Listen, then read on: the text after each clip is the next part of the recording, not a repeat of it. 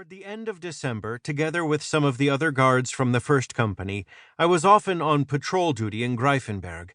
Our task was to keep order on the streets, which were choked with refugees from the east, fleeing from the Russian army.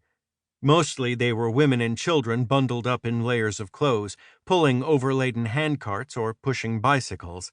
A few had their possessions piled up on wagons pulled by small Pomeranian horses, their backs whitened by iced sweat as they strained to overcome the resistance created by the thickening snow. Our words of encouragement, of consolation, were countered by the refugees' lurid tales of rape and sickening, depraved barbarity perpetrated by the Russian soldiers. Toward evening, I came across an 8 or 9-year-old boy trembling with cold and hunger, holding the reins of a horse at the shaft of a cart. Sitting among a few items of furniture on the cart was an old woman, her hands at the cusp of the flame of a little lamp. Beside her sat a girl on a plywood box, and, at the back, an old man pushed. I grabbed the bridle and led them to the already crowded gathering center for refugees, where I made sure they had hot milk and a dry, warm corner for the night. One frightened family amongst the tens of thousands fleeing the encroaching enemy. Their plight touched and angered my soul, aroused a yearning to go to the front, to fight, to play my part in stopping these Bolshevik hordes before it was too late to fulfill what I felt to be my destiny. Late in the evening, after being relieved by the next man on the patrol rota, I was making my way back to the base when I was attracted by the yellowish light coming from the partly open door of a church.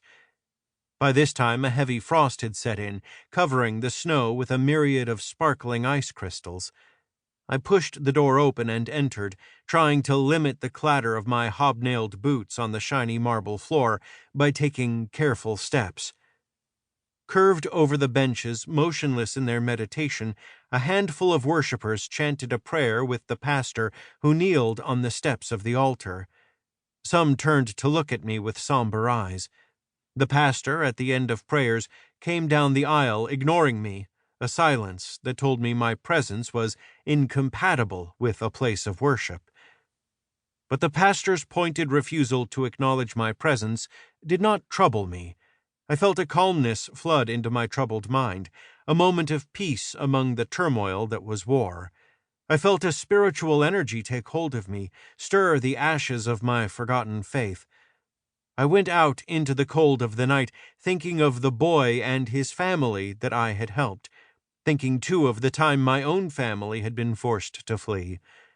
I tightened my collar to keep out the cold and hurried back to the base. Childhood's End. On Christmas Day, 1944, Obersturmbannführer Herrscher gave a speech in French to the companies assembled in the courtyard, in which ended with, "Your families are thinking of you when you are away from home, and no more so than at this special time of the year. And you, too, will be thinking of them. But there is something else that we Waffen SS soldiers have to think about, and that is faith. Faith in our ultimate victory, and your return to your homes, your families at the end of the war. Heil Hitler." "Sieg Heil," we answered in a resounding chorus.